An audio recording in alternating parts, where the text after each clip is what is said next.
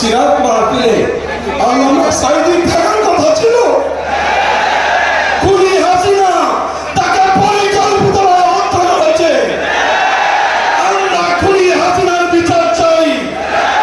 আপনারা চান না? তাহলে আমরা অন্তর্বর্তীকালী সরকারের কাছে আবেদন করছি, শেখ হাসিনাকে ভারত থেকে ধরে এনে এই ট্রাইব্যুনালে তার বিচার করে ফাঁসি দিতে হবে। তৃতীয় কথা, শেখ হাসিনা বলেছিল, শেখ হাসিনা চেয়েছিল বাংলাদেশ থেকে ইসলাম নির্মূল করতে।